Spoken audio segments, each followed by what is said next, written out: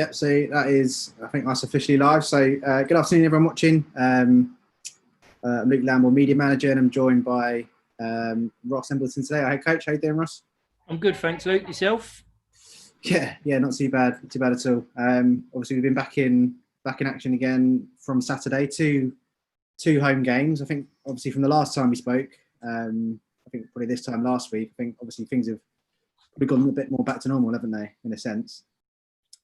Yeah, what that is anymore, I don't think any of us really know, do we? But I think in terms of seeing the players in the flesh, being able to go back into the training ground, probably yesterday, really properly for the first time. We were allowed in Monday, but there was still a lot of digging and looking at the training ground being done by different authorities. So, yeah, we've been back in and had a couple of days of what we'll probably class as new normal now, don't we?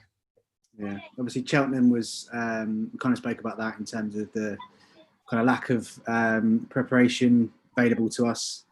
Tuesday, I guess it's similar in terms of a lack of preparation, but very different outcome in the end, wasn't it?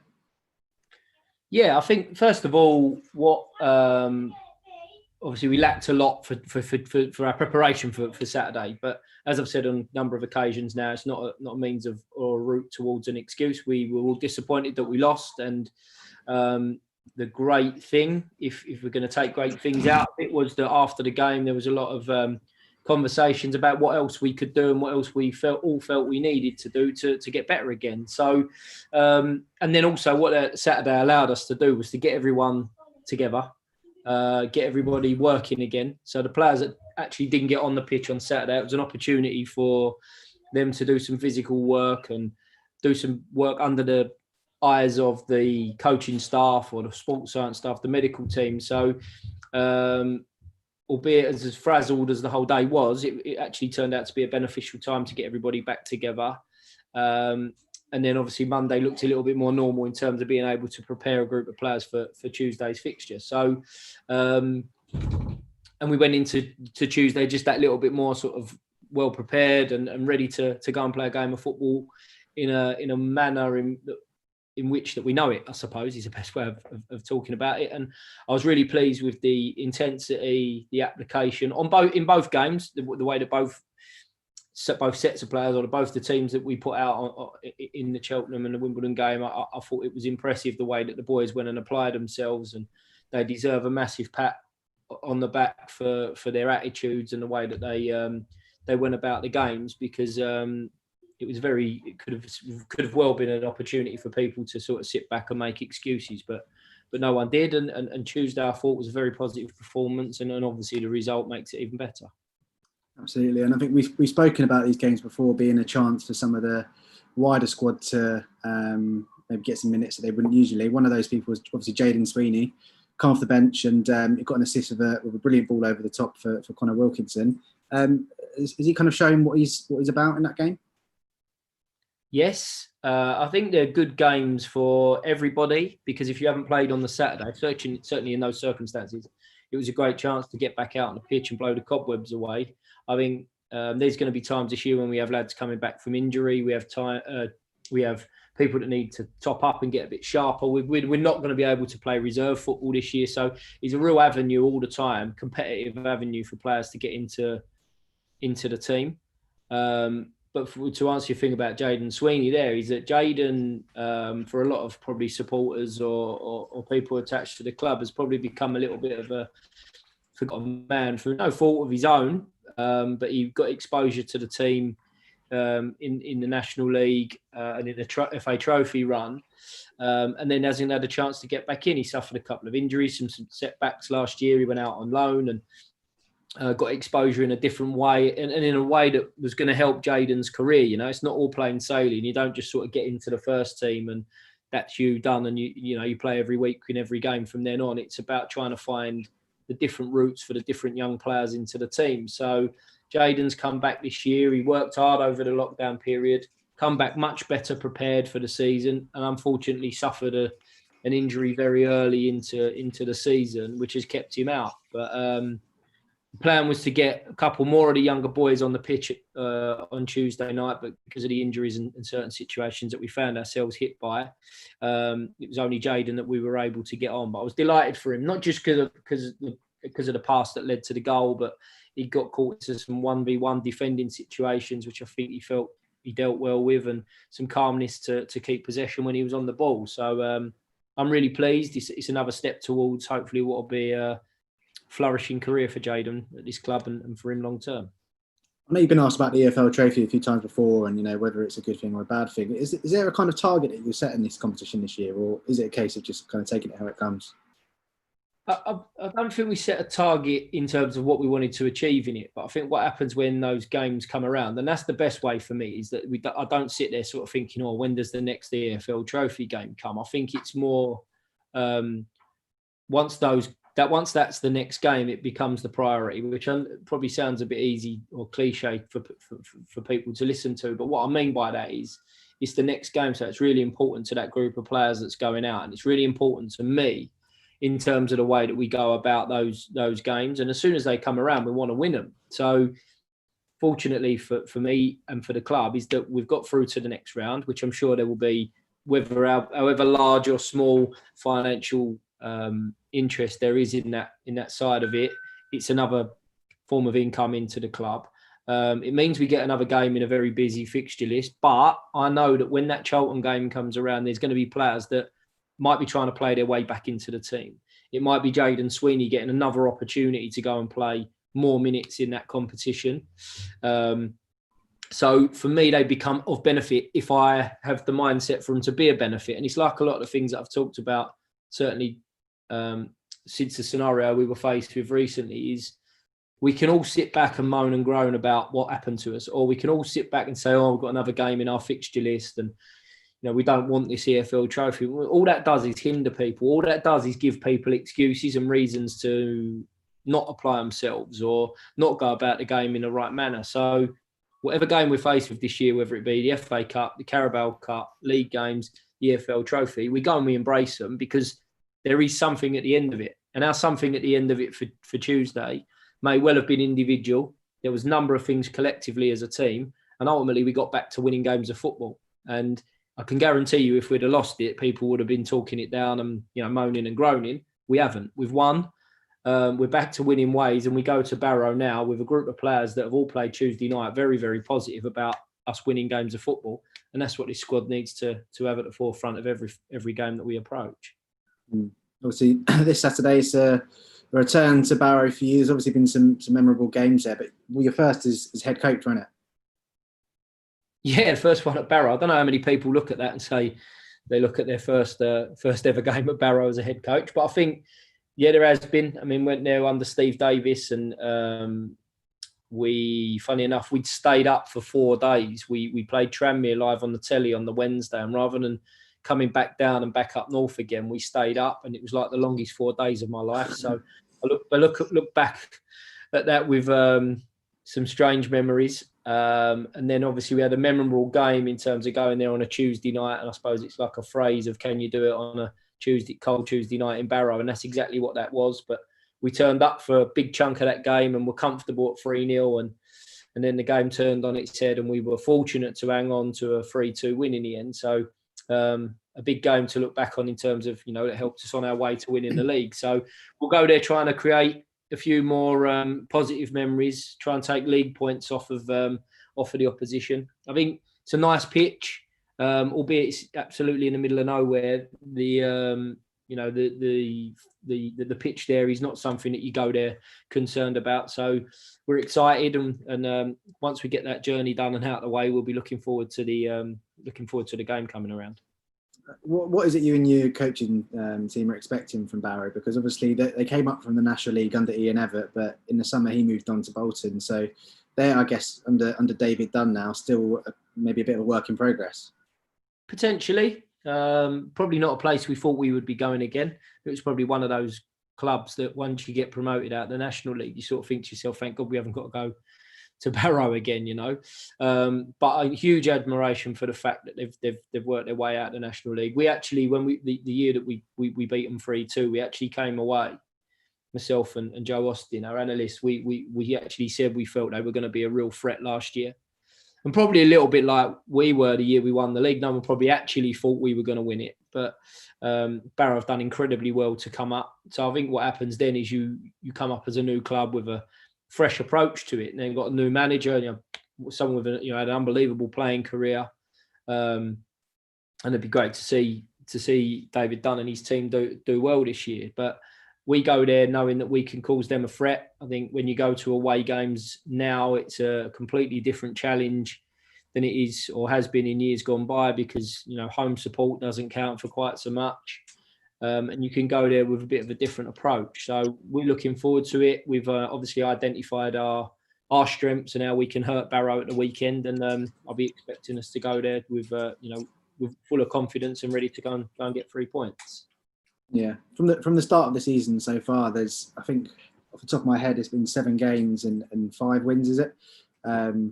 Obviously, a lot of that's been in cup competitions, and really, as you said before, the bread and butter is the league. So I guess Saturday's a great chance to kind of draw a line under it and now really try and push on in the league. Well, without a doubt, it's the bread and butter. Without doubt that we do want to kick on and push on in the league. But I don't think I'll ever draw a line under winning games of football.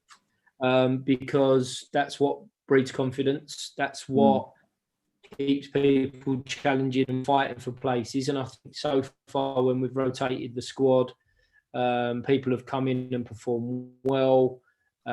We've won games, whether it be with whatever the makeup game changes that we've made coming into it. People have slipped back into their.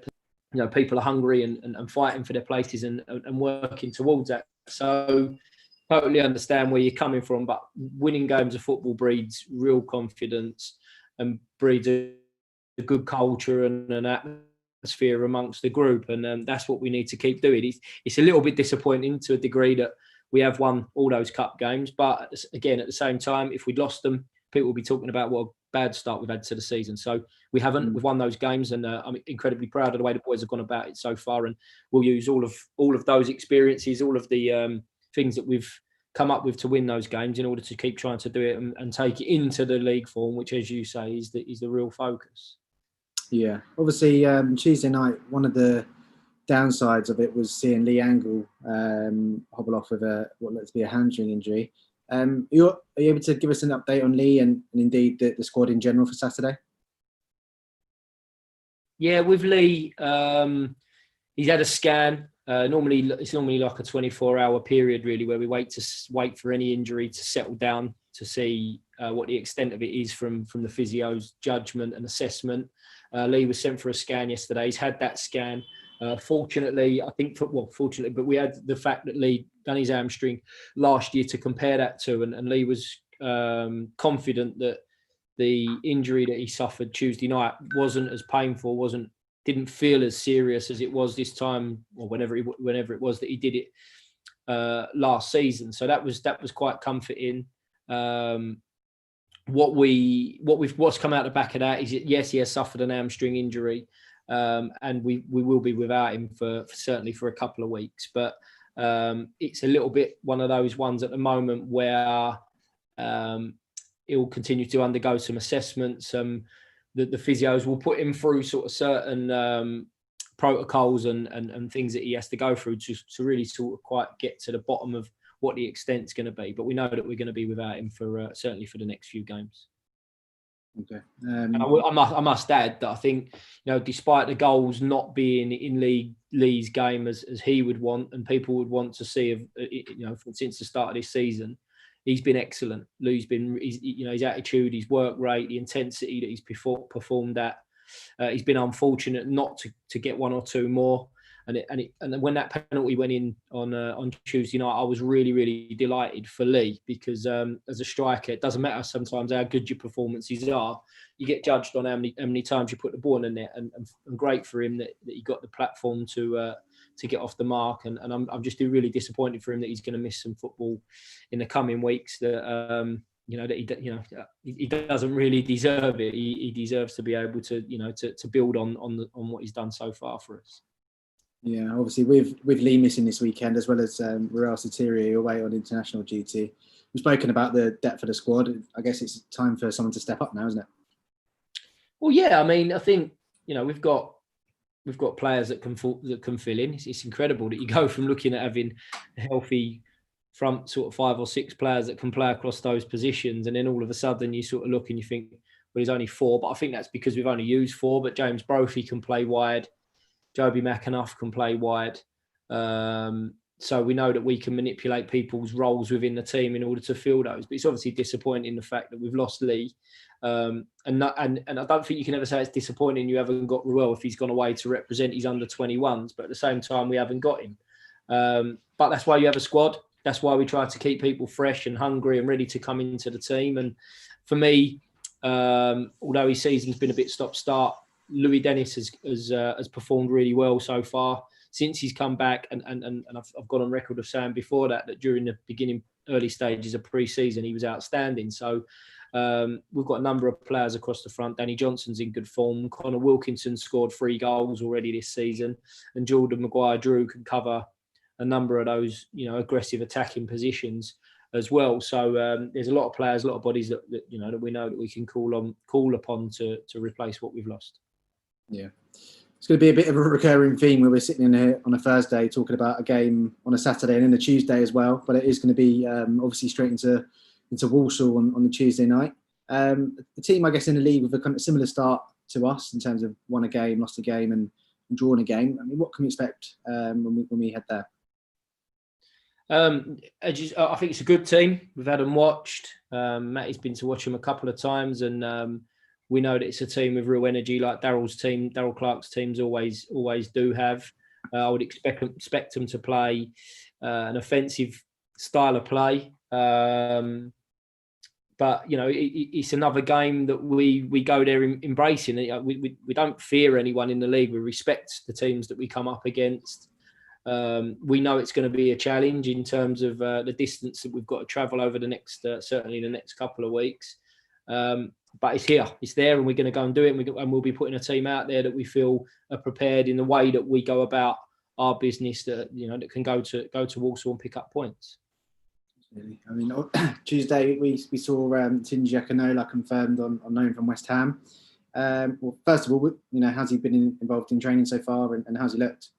Very good, very good. He's the reports, because it's not just about watching a player when you sign players now. It's about trying to work out their characteristics, what their work ethic's like, the attitude that they show in training, what they bring to the group, as well as on the pitch. And Tunji's, the reports that we got from a number of different people that have worked with him have been glowing. And again, not just on a football front, but from his attitude, the type of player and character that we're going to be bringing into the group. And on the phone, when I've spoken to him and met with him, I can see that already. I can see he's hungry to do well.